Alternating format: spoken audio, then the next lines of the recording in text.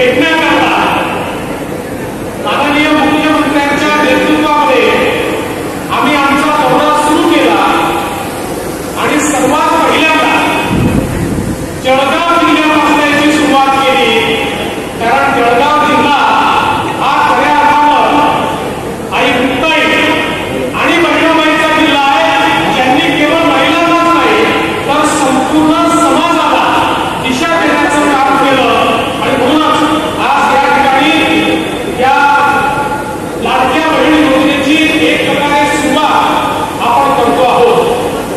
भगिनींनो, माननीय मुख्यमंत्री एकनाथराव शिंदेजींच्या नेतृत्वात आपल्या सरकारने निर्णय केला की आमच्या राज्यामध्ये जे आमच्या माता भगिनी आहेत, जी आमची महिला शक्ती आहे, या महिला शक्तीचा विकास झाला पाहिजे.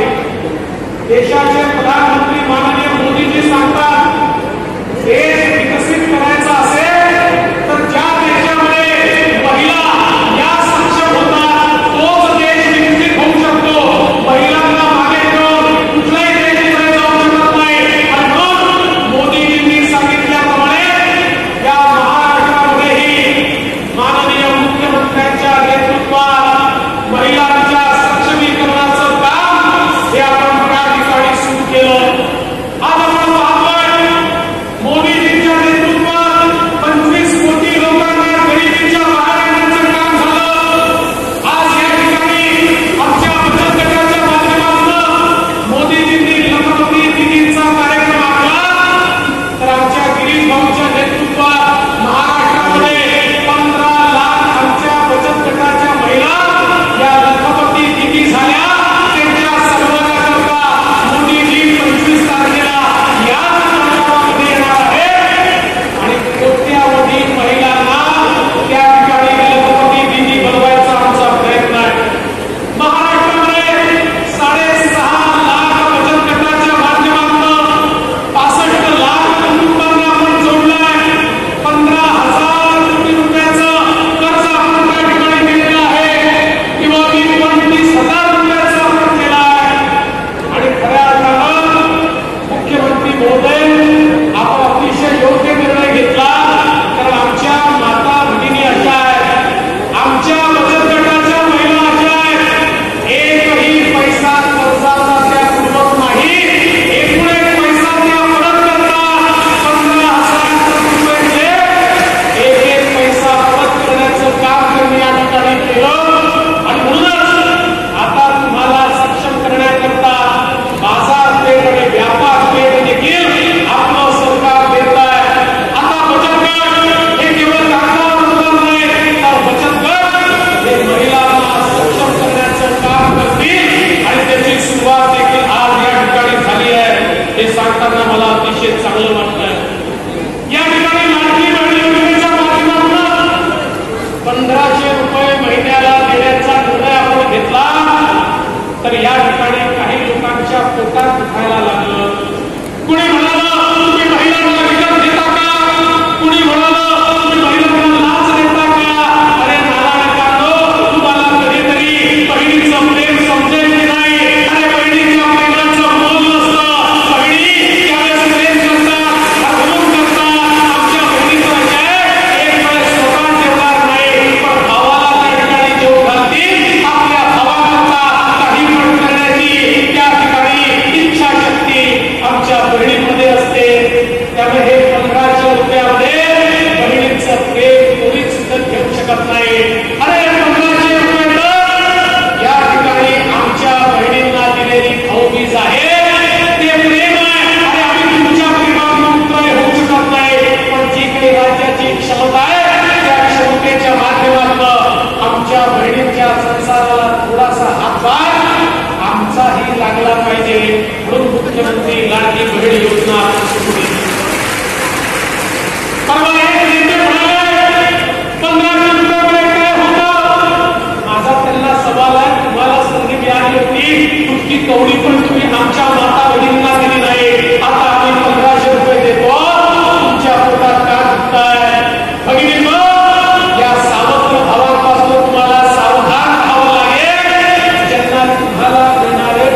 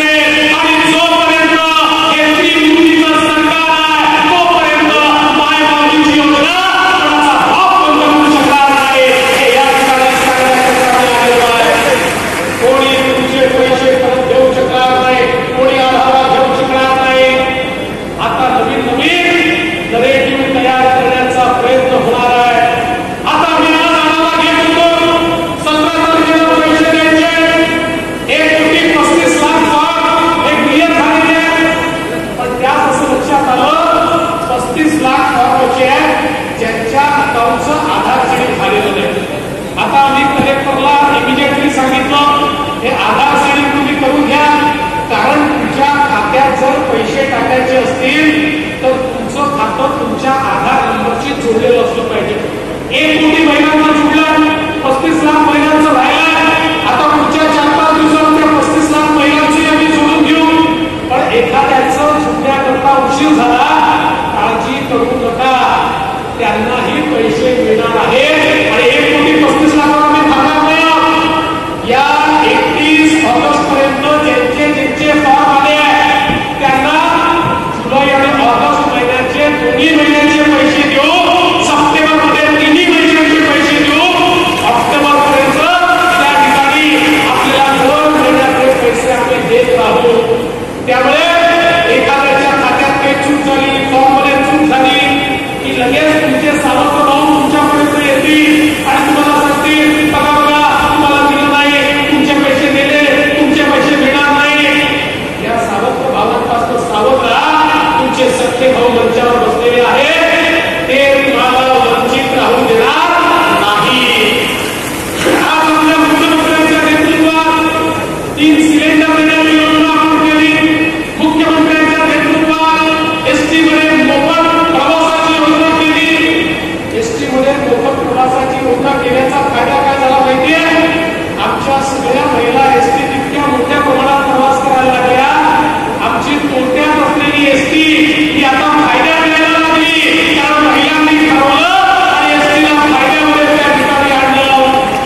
आणि आता तर आमच्या माता भगिनी घरच्या नवऱ्याला सांगता तुम्ही जिल्ह्याला गेले तर डबल खर्च आहे, मी गेली तर अर्धाच खर्च आहे, तुम्ही घरी बसा, मी जाऊन काम करून येते आणि त्या ठिकाणी जिल्ह्याला जाऊन काम करून येतात. पण आता एक लक्षात ठेवा, नवरे हुशार आहे, तुम्हाला लाडक्या बहिणीचे पैसे मिळाल्याबरोबर सांगतील तू लग्नाला जा, एसटी मध्ये तुला अर्धा खर्च येतो आणि लग्नाचा अरेंज तुझ्या लाडक्या बहिणीच्या पैशातून करून ये, असेही नवरे तुम्हाला सांगतील.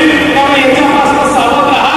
मला एक गोष्ट माहिती आहे, महिलांच्या हाती पैसे पडले तर त्या पैशाचा उपयोग करतात, मुलांकरता करतात, संसाराकरता करतात, पुढची बचत कशी करता येईल करतात. माणसांच्या हाती पडले की ते कुठे जातील सांगता येत नाही, कुठल्या व्यसनात खर्च होतील हे सांगता येत नाही.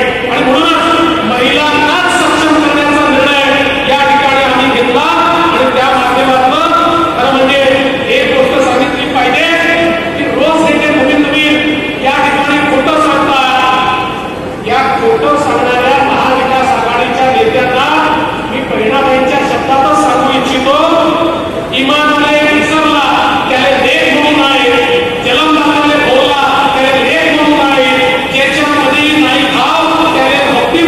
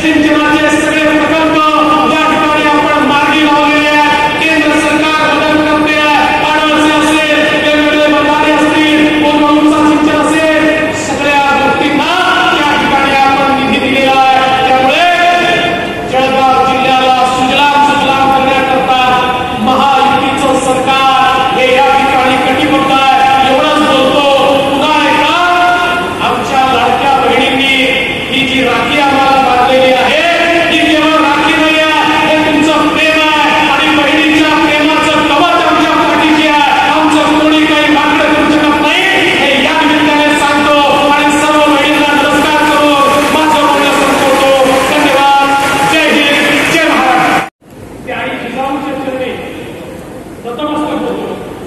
आणि आज पुण्यतिथी आहे.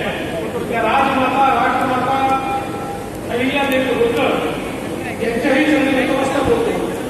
खरं म्हणजे जळगाव आल्यानंतर आई मुक्ताई आणि बहिणाबाई यांचा देखील आपल्याला उल्लेख केलाच पाहिजे. त्यांनाही वंदन करतो.